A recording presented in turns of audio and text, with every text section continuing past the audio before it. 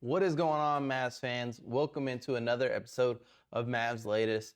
And hopefully, last time I'll be coming to you from a conference room here at work.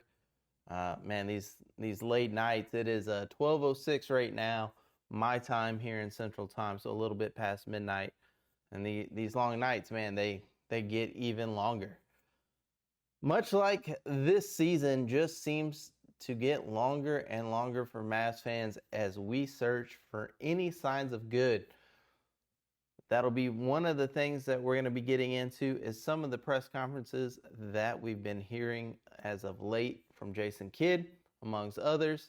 Some of the trade rumors that are filling up over on Twitter, as well as the Rockets versus Mavs. All that and more coming at you next. Now, guys, whether it's your first time, your next time, make sure it's not the last time. Hit that subscribe button down below. And while you're down there, go ahead and give me a like for the video as well. I, of course, am your host, Cody Brusso. Welcome in, guys. And I want to say thank you. A lot of y'all have been liking, have been commenting. You know we have Fanfare Friday coming up. We're going to be talking about the comments and everything. You can also follow me over on Twitter. We'll be talking about some of the stuff over there as well on Fanfare Fridays. But we got to talk about the elephant in the room right now. Some of the things Jason Kidd has said in his press conferences. One of those things per a video, of course, from Mike Curtis over at the Dallas Morning News. There's a couple of things behind him playing point guard. One is our health. The other part of handling the ball is being able to handle the pressure when April comes around and you're playing for something greater. I get that. You want to make sure that he's able to withstand the pressure, but you're talking about a guy that has won at every single level, and one of his biggest regrets is not winning at Duke. Yeah, they won a bunch of games, but not winning the championship. That's, something he has already talked about, where, yeah, he tries to move past it and stuff like that, but not winning is something that kind of sticks with him.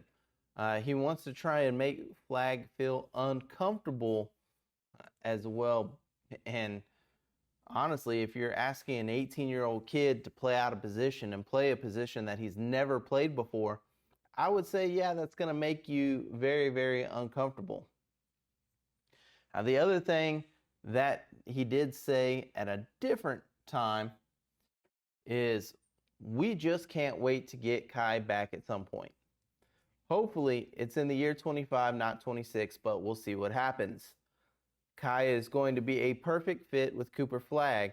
When you talk about his skill set, being able to dribble and score, he also creates space on the floor for Coop, and vice versa, Coop creates space for Kai. So if you're talking about Cooper Flag and Kyrie Irving in the backcourt together,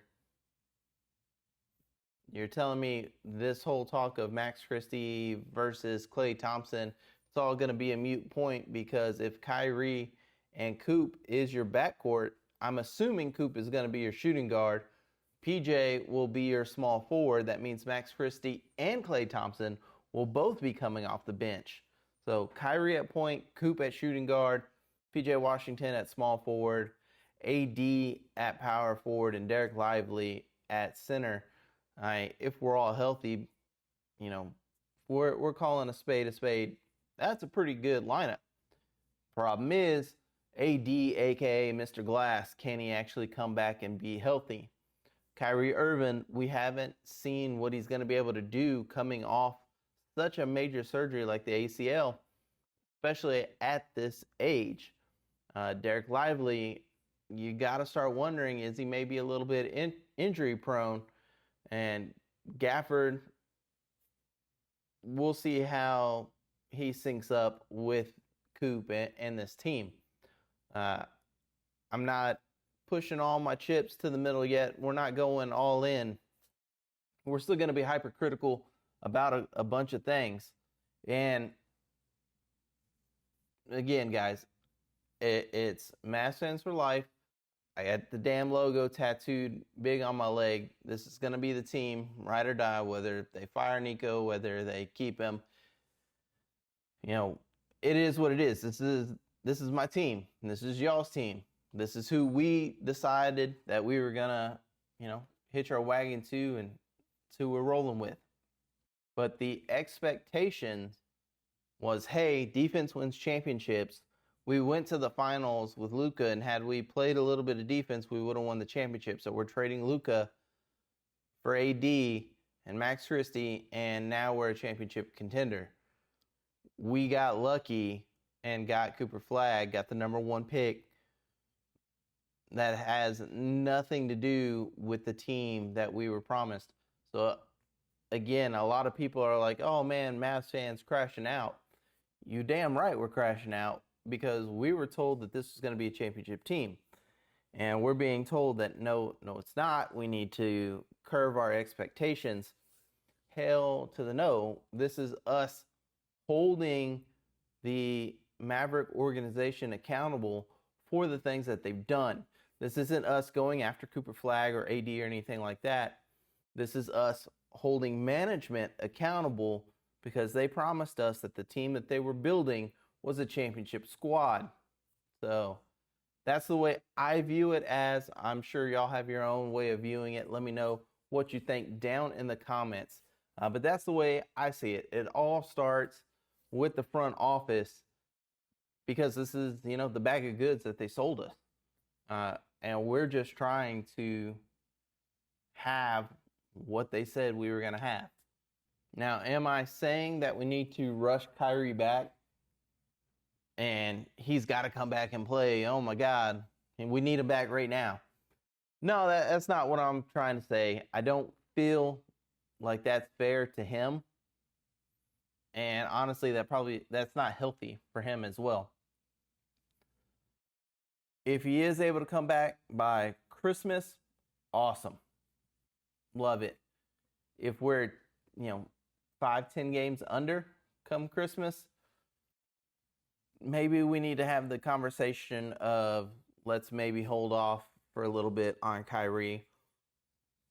Or maybe package Kyrie. I hate to say it, but you look at everybody in the league, and they're getting better and better, minus Utah.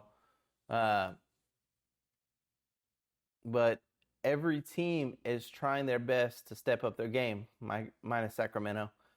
But most every other team is trying to step up their game. And we regressed a bit. We traded away our superstar who was in his prime for an older player, to pair him with an older player. And unfortunately, if they're going to be hurt, like we said last video, time to package them up. But in the packages, who do we get back? We've talked about it before, but the new trade rumors, 2 of them. This is where I've been leading the path to. Ja Morant being discussed, rumored to maybe be wanting out of the Grizzlies. Is Nico Harrison a wild man to go after it? I don't think so. I don't see us going after Nico Harrison. I don't see us going after Ja Morant. And I'm not even sure if Ja Morant would honestly fit the Mavericks and the style of basketball that we would try and potentially build around Cooper Flagg. The other rumor put out by a Centel site, so who knows if it's real or not, AD potentially starting to request a trade from Dallas. Could I see it happening? I totally could. I mean, he wanted a trade out away from the Pelicans. And now he looks probably at this Maverick team, sees them struggling, sees Kyrie hurt, sees that we're putting our eggs into an 18-year-old kid's basket. And that's another thing. If you're on Twitter and you're out having these discussions and you're telling me, oh, Cooper Flagg's 19. Cooper Flag's 18. He'll be 19 in 2 months, but he's 18. What were you doing at 18? Trying to graduate high school? This kid's trying to play in the NBA. So everybody telling me that he's a bust and everything like that, man, kick rocks. If you're a Mavs fan telling me that we messed up and we should have got Derek Harper, or we should have got any of the other players in the draft and we shouldn't have got Cooper Flag, kick rocks, because he's 18 years old.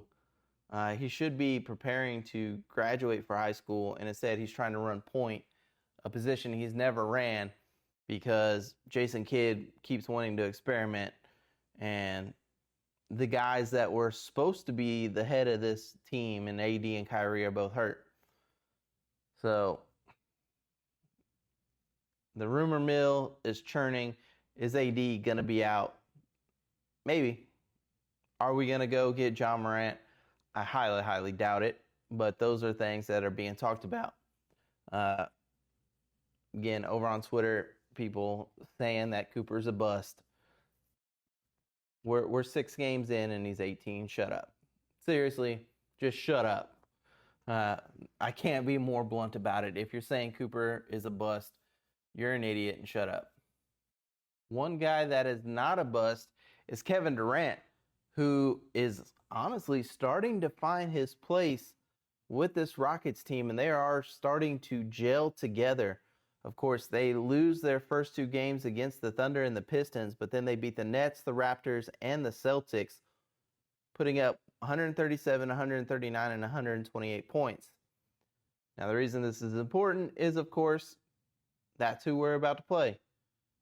7 p.m. tonight, we do take on the Houston Rockets. They're in Houston. Short travel day for us, luckily, after coming back from Mexico City, as everybody adjusts back to our altitude, who we heard from Cooper Flag and others, the altitude really was affecting them there as they played the game. Cooper Flag said he was breathing heavy the entire time, like so many other players. But now, short travel there to Houston, we do take them on. And while they do have players out, of course, Van Vliet, he's out, ACL tear, so we won't see him any of the games that we play the Rockets this year. Dorian Finney-Smith out with a knee. One of the players that I wish was back with the Mavericks. I loved DFS when he was here with us. And Jabari Smith, day-to-day, so he's questionable for the game with a sprained right ankle.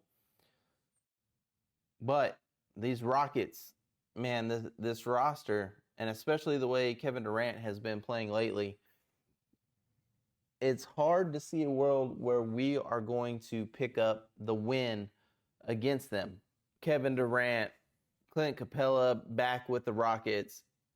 Steven Adams, of course, still holding it down there. Sengun, of course, the center. They've got a well-rounded, stacked roster that I think is going to do some damage in the West. They're 3-2 right now. They're second in the division behind the Spurs, as we chase both those teams trying to be the Kings of Texas. But we definitely have our work cut out for us. AD and Kyrie both out. Dante Exum ruled out of Monday's game against the Rockets. Derek Lively ruled out of Monday's game against the Rockets. I did hear earlier in the day that they were both questionable. Dante Exum was actually upgraded to questionable. But as the day went on, I did see that it did get changed for both of those being questionable to both those being out. So we do have 4 players out, Lively, Exum, Davis, and Irving. So it'll be up to Gafford to step back up into the center role, Dwight Powell, and of course, hopefully, Jason Kidd is finally ready to admit that D'Lo should be the starting point guard for this team. And if he does want to play Cooper Flag, at the shooting guard, go for it. Put Clay at small forward, put PJ at the power forward, and let's roll. Just point flag. Man, I'm sorry, but that's not the stage that he's at.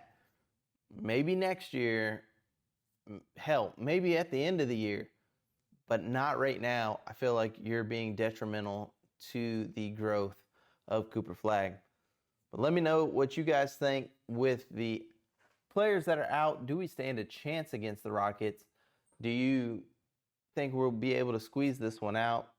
Do you think that the point flag experiment continues on there in Dallas? And at what point do you think that this experiment cost Jason Kidd his job and we see maybe Frank Vogel come back up into a head coaching role? But let me know down in the comments. Thank you guys so much. That's going to do it for this episode of Mavs Latest. Drop your comments. Drop your hot takes down below. We'll get into them at Fanfare Friday. Until then, I'll see y'all tomorrow with a special guest after the Houston Rockets game.